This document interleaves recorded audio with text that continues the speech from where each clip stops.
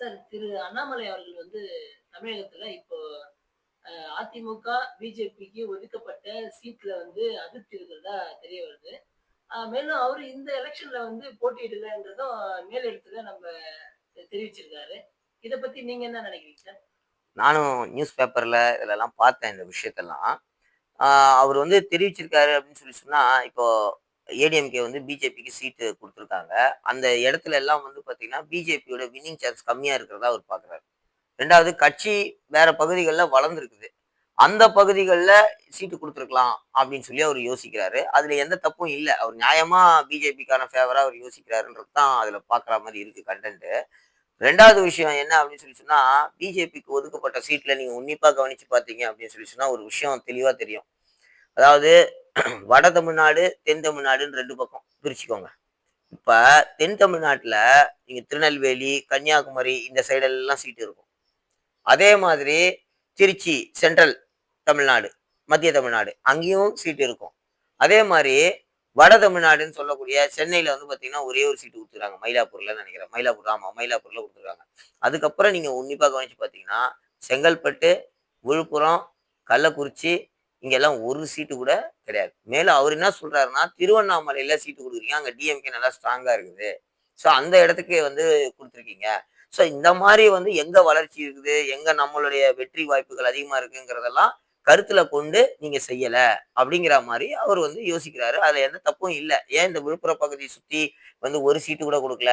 In fact நியூஸ்லலாம் வந்துகிட்டு இருந்தது. இந்த மாரி வானூர் சட்டமன்ற தொகுதிக்கு பிஜேபிக்கு ஒதுக்கீடு வரப்போகுது அப்படின்னு சொல்லியிருந்தாங்க.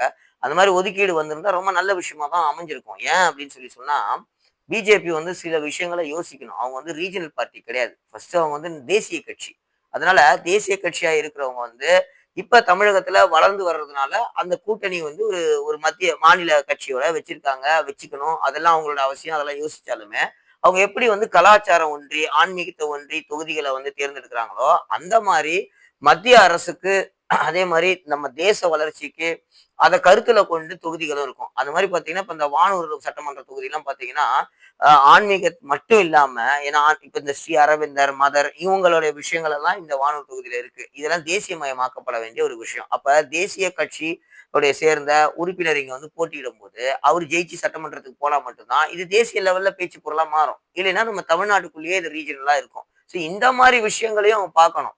பார்த்து கருத்துல கொண்டு ஒவ்வொரு தொகுதிகளையும் அவங்க செலக்ட் பண்ணணுங்கிறது தான் அவருடைய கருத்து. அந்த கருத்து கரெக்டான கருத்த தான் பார்க்குறேன். ஏன்னா ஒரு தலைவருடைய கருத்து சரியான கருத்தா இருக்கு. மேலும் அவர் போட்டி போட மாட்டேன் அப்படின்னு சொல்லி டெல்லி தமிழ் தலைமைக்கு தகவல் செலுத்தியிருக்காரு அப்படிங்கிற செய்தி எனக்கு எந்த அளவுக்கு அது உறுதியான தகவல்னு தெரியல. ஆனா அவங்க கட்சியை சேர்ந்த தலைவி வானதி சீனிவாசன் அவர்கள் அவங்க நிச்சயமா போட்டியிடணும் அப்படின்னு சொல்லி கோரிக்கை கொடுத்ததை நான் நியூஸ் சேனல்ல பார்த்தேன் நானு. சோ அந்த அடிப்படையில ஒரே ஒரு விஷயம் என்னன்னா, அவர் போட்டி போட மாட்டேன்றதோ, இல்ல போட்டி போடுறதுங்கிறதோ ஒரு தனிப்பட்ட ஒரு தலைவருடைய, ஒரு தொண்டருடைய விருப்பம். அத பத்தி நம்ம எதுவும் கருத்து சொல்லல. ஆனா இப்ப எலக்ஷனுடைய ட்ரெண்டே சேஞ்ச் ஆயிட்டு இருக்கு. இப்ப விஜய் இளைஞர்கள மையப்படுத்தி தான் பண்றாங்க. டிவிகேல. அத மாரி இப்ப உதயநிதி ஸ்டாலின மையப்படுத்தி தான் திமுகவுல பண்றாங்க. அப்படி இருக்கும்பொழுது, பாரதிய ஜனதா கட்சிய பொறுத்தவரைக்கும் பார்த்தீங்கன்னா, இளைஞர்கள் முகமா திரு அண்ணாமலை எக்ஸ் ஐபிஎஸ் அவர்கள் தான் தமிழகத்துல தெரியிறாரு. அப்படி தெரியும்பொழுது, அவரே இந்த தேர்தல்ல போட்டியிடலைன்னா, இது எப்படி இளைஞர்களுடைய ஓட்ட பாரதிய ஜனதா கட்சியோ, அல்லது அதிமுக, பாரதிய ஜனதா மற்றும் அவங்களுடைய கூட்டணி கட்சிக்கோ அது சாதகமா இருக்கும் இந்த தேர்தல் அப்படிங்கிறத தான் நம்ம முடிவு வரும்போது நம்ம பார்த்து தெரிஞ்சுக்கணும்.